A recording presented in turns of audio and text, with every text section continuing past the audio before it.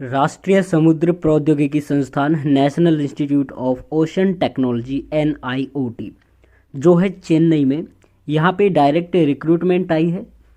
आगे चलते हैं तो यहाँ पे बहुत सारी पोस्ट है, जहाँ पे एक पोस्ट है जूनियर ट्रांसलेशन ऑफिसर की, लेवल 6 की सैलरी होगी। केवल एक वैकेंसी है और वो है OBC कैटेगरी के लिए, यानी जो कैंडिडेट्स OBC कैटेगरी से हैं केवल वही अप्लाई कर सकते हैं, चाहे वो क्रीमी लेयर हो या फिर नॉन क्रीमी लेयर। आगे चलते हैं तो क्या होगी इसकी एलिजिबिलिटी देख लेते हैं एक बार। क्वालिफिकेशन, तो क्वालिफिकेशन जो SSC JHT में होती है सेम इसमें है। तो यहाँ पे देखिए पोस्ट कोड ये है, junior translation officer, reserve for OBC only. Age limit की बात करें तो 35 साल से ज़्यादा आपकी एज नहीं होनी चाहिए। क्वालिफिकेशन की बात करें तो MA इंग्लिश या इंग्लिश मीडियम से है तो हिंदी सब्जेक्ट आपका होना चाहिए ग्रेजुएशन लेवल पे, या फिर मीडियम भी है ग्रेजुएशन लेवल पे तो भी चल जाएगा। और हिंदी मीडियम या फिर हिंदी सब्जेक्ट से मास्टर डिग्री है तो इंग्लिश सब्जेक्ट इलेक्टिव हो, कंपलसरी हो या फिर मीडियम ऑफ एग्जामिनेशन हो ग्रेजुएशन लेवल पे, और किसी और सब्जेक्ट या फिर मीडियम में मास्टर डिग्री आपके पास है तो इंग्लिश और हिंदी दोनों कंपलसरी या इलेक्टिव, या फिर उनमें से एक सब्जेक्ट इलेक्टिव हो, कंपलसरी हो तो दूसरा उसका मीडियम होना चाहिए ग्रेजुएशन लेवल पे। इस तरह से आपकी क्वालिफिकेशन होगी। इसके साथ साथ कहते हैं कि डिप्लोमा या certificate course in translation English to Hindi and vice versa, या फिर 2 साल का एक्सपीरियंस ट्रांसलेशन में होना चाहिए English to Hindi and vice versa. आगे चलते हैं तो आगे बताते हैं कि जॉब रिक्वायरमेंट क्या, आपको क्या क्या करना पड़ेगा।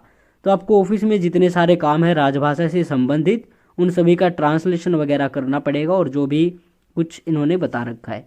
बेसिक पे की बात करें तो 35,400 से आपका बेसिक पे है, तो वही आपको 55 से 60,000 के बीच शुरुआत में ही इतनी सैलरी मिलेगी। आगे चलते हैं, सिलेक्शन प्रोसेस क्या होगा। तो स्किल टेस्ट और रिटन टेस्ट 2 चीज़ें यहाँ पे होंगी। स्क्रीनिंग कैसे है, कैसे आपका एप्लीकेशन फॉर्म आएगा, इन्होंने बताया हुआ है। आगे चलते हैं तो कहते हैं criteria for short listing of applicants for the test. तो यहाँ पे इन्होंने बताया है कि भाई if the number of applications received in response to advertisement is large it will not be convenient और possible to call all the candidates for skill और रिटन टेस्ट। कहते हैं कि अगर मान लो 200, 300, 400 कैंडिडेट्स अप्लाई कर देते हैं तो सभी को इसके लिए बुलाया नहीं जाएगा। आगे फिर बताते हैं कि आपका जो स्किल टेस्ट रिटन टेस्ट होगा वो भी देख के बताएंगे। अब मान लो अगर ज़्यादा कैंडिडेट्स हो गए तो आपकी जो क्वालिफिकेशन है, मास्टर डिग्री हो या डिप्लोमा हो या फिर ग्रेजुएशन हो, ये खुद देखेंगे उस चीज़ पे। तो उसमें जिनके अच्छे मार्क्स यानी कि कट ऑफ बना देंगे उसकी एक तरह से, मान लो 55% का क्राइटेरिया रख देंगे, 60% वाले ज़्यादा है तो 60% का रख देंगे, तो इस तरह से आपको बुलाया जाएगा। और कहते हैं कि भाई सीधा साधा देखा जाए तो एक वैकेंसी पे मैक्सिमम 50 कैंडिडेट्स को बुलाएंगे, तो एक ही वैकेंसी है 50 OBC कैंडिडेट्स को बुलाएंगे, ठीक है।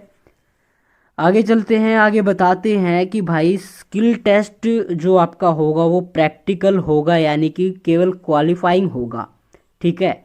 और उसमें आपको क्वालिफाई करने के लिए कितने % लेके आने होंगे ये अभी डिसाइड नहीं हुआ है, बाद में डिसाइड करेंगे, बाद में बताया जाएगा, तो शायद उसी टाइम पे आपको पता चले। रिटन टेस्ट की बात करें तो रिटन टेस्ट से ही आपकी कट ऑफ चलेगी, जैसे कि इसरो में होता है, रिटन टेस्ट से ही कट ऑफ होती है। स्किल टेस्ट जो होता है वो केवल क्वालिफाइंग इन नेचर होता है। आगे फिर कहते हैं कि दोनों टेस्ट आपके NIOT चेन्नई में ही होंगे, सेम डे में भी हो सकते हैं, अलग अलग दिन में भी हो सकते हैं। डेट ऑफ एग्जामिनेशन आ जाएगी वेबसाइट पे, और आपको ट्रांसपोर्ट और ठहरने की सुविधा खुद ही करनी होगी, अपने खर्चे पे जाना होगा, लेकिन SC ST कैंडिडेट्स के लिए सुविधा है। आगे फिर कहते हैं कि देखो आप जब ऑनलाइन अप्लाई कर देंगे, जो इन्होंने लिंक दिए हुए हैं, तो ऑनलाइन अप्लाई करने के बाद आपको एप्लीकेशन का प्रिंट आउट निकाल करके आपकी जितनी भी एजुकेशन की, यानी कि BA की हो गई 10वीं के बाद, 10वीं 12वीं, फिर BA के सेमेस्टर वाइज, MA की सेमेस्टर वाइज, उसके बाद में एक्सपीरियंस है या फिर आपका डिप्लोमा है ट्रांसलेशन में या फिर सर्टिफिकेट है, तो इन सभी की सेमेस्टर वाइज जितनी सारी कॉपी हैं उनको सेल्फ अटेस्ट करके और इनके पास भेजना है। कहाँ पे भेजना है? द डायरेक्टर NIOT वालचेरी, जो भी है उस तरफ की भाषा है साउथ की, तो आप देख लेना क्या इस एड्रेस पे आपको भेजना है। आगे फिर कहते हैं कि आपकी 10वीं का हो गया, उसके बाद में सेमेस्टर वाइज डिग्री हो गई आपकी, डिप्लोमा हो गए, सर्टिफिकेट हो गए, और फिर कहते हैं कि लास्ट डेट के 7 दिन बाद तक भेजना है। ठीक है, 15 दिन एक्स्ट्रा हैं कौन कौन से स्टेट के लिए? Assam, Meghalaya, Arunachal Pradesh, Mizoram, Manipur, Nagaland, Tripura, Sikkim, Ladakh division of Jammu and Kashmir state, Lahaul and कई सारे स्टेट डिस्ट्रिक्ट हैं। तो इनको 15 दिन दिए गए हैं, बाकियों को 7 दिन दिए गए हैं। तो ऑनलाइन अप्लाई करना है आपको, जो भी इसकी लास्ट डेट है उस तक, यानी कि शायद 19 है। उसके बाद में उसके 7 दिन बाद तक आप इनके पास पहुंच जानी चाहिए एप्लीकेशन। अगर नहीं पहुंचती है ऑफलाइन वाली जो पोस्ट है, डाक है, तो वो कैंसिल कर दिया जाएगा आपका जो भी कैंडिडेचर है। फीस के बारे में इन्होंने कुछ नहीं बताया, शायद फीस है ही नहीं। ठीक है, आगे फिर कहते हैं लिफाफे पर विज्ञापन संख्या, पद संख्या और पद का नाम जरूर लिख दें। आगे चलते हैं, आगे फिर कहते हैं SC/ST कैंडिडेट्स के लिए ठहरने की भी सुविधा तो नहीं है, लेकिन बस या रेल का किराया स्लीपर श्रेणी का दिया जाएगा। ठीक है, और चयनित जब आप हो जाएंगे तो ऑल इंडिया में कहीं पर भी पोस्टिंग हो सकती है, ज़रूरी नहीं है कि चेन्नई में ही हो। और परीक्षा, साक्षात्कार, स्किल टेस्ट, रिटन टेस्ट जो भी होगा, एडमिट कार्ड आएंगे बाई ईमेल, वेबसाइट पे नहीं आएंगे। तो आप जो भी कुछ फिल करते हो उसको करेक्शन करने का मौका नहीं दिया जाएगा। लास्ट डेट है 19 तारीख। उसके बाद में हार्ड कॉपी रिसीव करने की लास्ट डेट है 26/12/2022 तक इनके पास होनी चाहिए। बाकी जो रिमोट लोकेलिटीज़ जो भी मैंने आपको स्टेट डिस्ट्रिक्ट बताए थे उनके लिए 2 जनवरी 2023 है। तो आई होप ये आपको डाउट भी क्लियर हो गया होगा कि ऑनलाइन अप्लाई करने के बाद उस एप्लीकेशन फॉर्म का प्रिंट आउट निकाल करके अपने जितने सारे डॉक्यूमेंट्स हैं वो सारे इनके पास भेज देने हैं।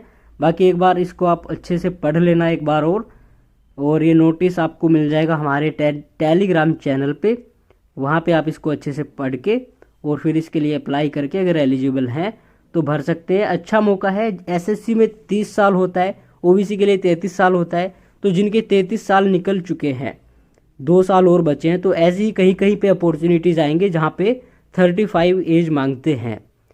तो उन लोगों के लिए अच्छा मौका है। जो भी एलिजिबल हैं इसके लिए मैं ज़रूर कहूँगा कि आप लोगों को अप्लाई करना चाहिए, बाकी मर्जी तो आपकी ही है।